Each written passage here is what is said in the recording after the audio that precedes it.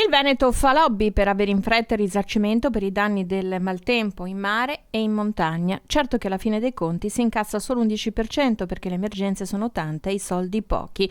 Luca Zaia, presidente del Veneto, rilancia quindi l'idea di una polizza catastrofale che metta al riparo dalle continue calamità naturali. Questa è la vera soluzione, una bella polizza catastrofale a livello nazionale, magari con un contributo per l'abbattimento dei premi in capo ai cittadini, però bisogna arrivare a questo livello. È impensabile andare avanti di questo passo e avere sempre risorse da dare ai cittadini, perché poi io vedo le liquidazioni che vengono fatte anche in Veneto, a prescindere dalla politica, lo dico e non è polemica politica, poi tu chiedi 100 e magari 10, 20, perché basti pensare alla Riviera del Brenta, cosa è accaduto e cosa abbiamo portato a casa. Se avessimo risorse potremmo tranquillamente fare quello che ho fatto da Ministro dell'Agricoltura, fare il fondo di solidarietà come è chiamato in agricoltura, dove il pubblico riconosce gran parte del premio assicurativo, quindi della spesa, e quindi i cittadini sono chiamati a sottoscrivere assicurazioni a prezzi veramente calmierati.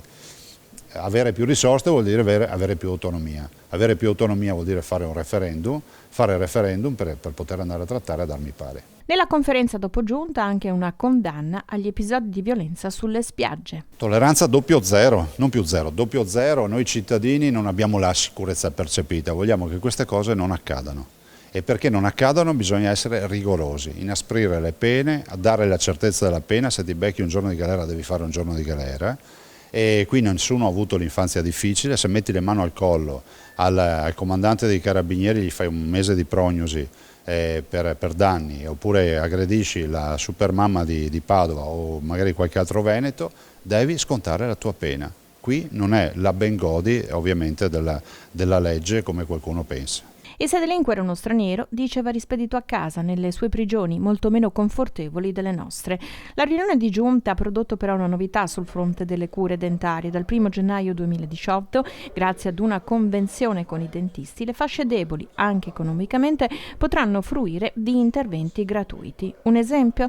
Un contributo per la dentiera agli over 64 con un reddito inferiore a 36.000 euro all'anno di 400 euro ogni 4 anni. È un grande segnale, però è anche l'occasione per ricordare che questa sarà una strada impervia, è una novità assoluta, cercheremo di intraprenderla, spero nella collaborazione di tutti i professionisti. Prova ne sia che abbiamo fatto questa delibera proprio a Ferragosto, sarà operativa dal 1 di gennaio in modo tale che ci siano appunto un bel po' di mesi davanti per poter poi fare gli accordi e pianificare anche le fasi operative. E le cure dentarie sembrano una prova di ulteriore autonomia sanitaria. Non a caso si è levato in volo in questi giorni sulla Renile Veneto l'aereo dell'informazione elettorale. Si dà un costo contatto bassissimo, come si dice, c'è una grande opportunità perché informiamo milioni di veneti.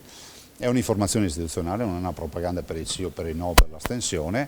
Il nostro ruolo nella campagna di comunicazione è informare i veneti che il 22 ottobre 2017, dalle 7 del mattino alle 11 di sera, ci sarà questa opportunità.